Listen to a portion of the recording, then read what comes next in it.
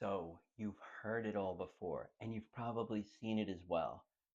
I'm going to go out and I'm going to walk. I'm going to get those 10,000 steps. I'm going to burn that fat, and I'm going to be thin in a couple of months.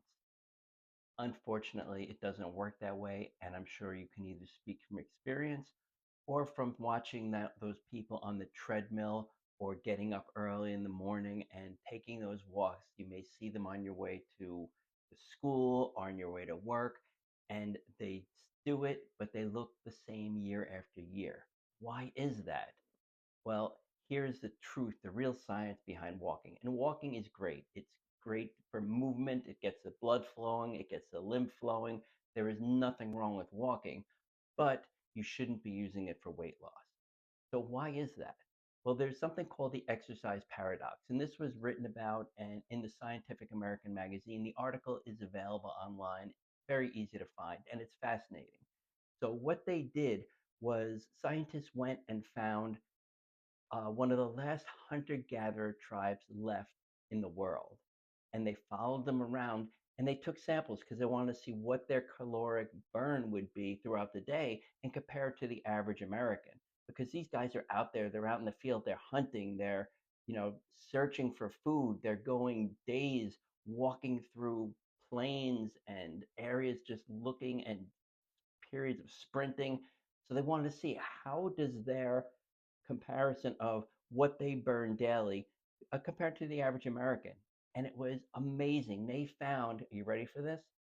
They burn the exact same amount of calories on average as the average American who is sedentary.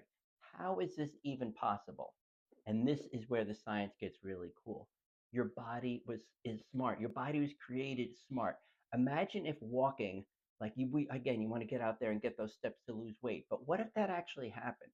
What if these hunter gatherers are out there and we say we're back in time where this societies were hunter-gatherer societies, and they went out there and they would be hunting for days. If they were just constantly torching fat because they were doing that, they would have died in the field. There would be no human race at this point because we would have all gone extinct from hunger and starvation because we would have burned up all of our fat, all of our resources during these hunts. There would be nothing left. But God designed our bodies to be smart.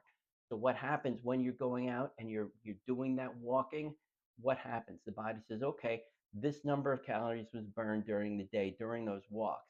So now we're going to shift the metabolism and you're going to actually conserve. So at the end of the day, maybe it's neat non exercise active activities. I don't remember what it's fully called, but it's the slight fidgeting you do that burns fat. Metabolic processes, your body slows these down and in some cases stops them so you conserve energy. So the calories you maybe burned on the treadmill or you thought you burned on the treadmill at the end of the day are a total wash.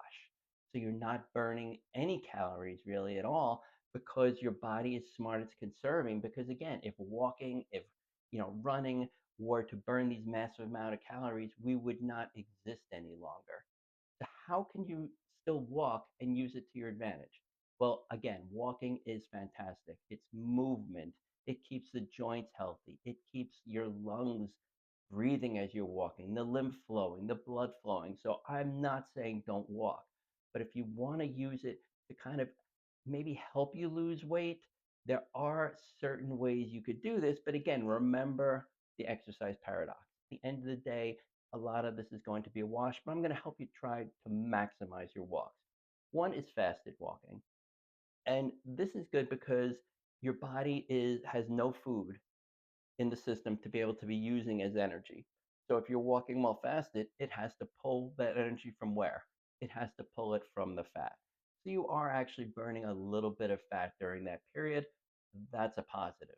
Again, the key is when the walk is over, your body's going to slow down. So it's going to be mostly a wash, but you're still getting that advantage. You may be able to tip the scale a little bit in your favor. It's not definite. The other thing, though, that I really like is walking after a meal. You say, why would you want to walk after a meal? Well, your muscles are these big uh, glucose sinks. They just like suck up glucose. So let's say you've eaten something and your body's ready to start shooting up that insulin to take that sugar, that glucose, and just pull it into, storage. But if you go out and start walking and those muscles start working, they pull the sugar in before any of that can happen. So you're kind of bypassing the whole let's store it as fat situation, because instead of the insulin going up, your body's storing this now sugar in the blood as fat and using some of it. Instead, it takes it and it says, oh, these muscles need it, and the muscles, like a sponge, suck it out, and it gets stored as glycogen in your muscles. The insulin does not need to spike like it normally would and store that as fat. And that, I think, is a super powerful way to walk. So, I mean, you could do both. You could take a walk, 20-minute walk in the morning before you've eaten anything, and then take another 20-minute walk after you've had your dinner, or even after every meal. If you want to take a short walk after every meal, that's great, again, because it's allowing that glucose, that sugar, that blood sugar that's supposed to be there, instead of it being stored as fat, a lot of it will be sucked into those muscles. So that is super important. It's a great way to kind of get the walking in, get have your cake and eat it too, get your walk in, and maybe get the benefits that you're trying to get, which you weren't getting before because you weren't walking at the proper times. And timing matters. Timing matters with eating, and timing matters with exercise. So hopefully this is a great takeaway for you. It's just a little hint that really does not disrupt your lifestyle. But again, you have lunch and you go for a walk.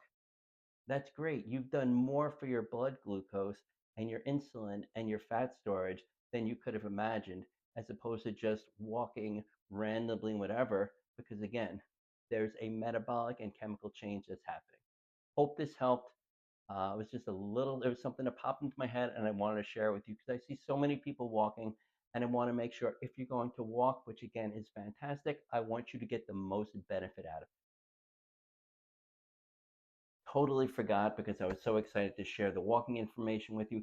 Don't forget, link in the bio for my 2-step protocol on how to bypass insulin to really start burning fat, the link to my book, and a reminder, the book now has in the back of it the coupon code to get my 6-module 2-hour fat loss course for free, no strings attached. Get yours today, paperback only.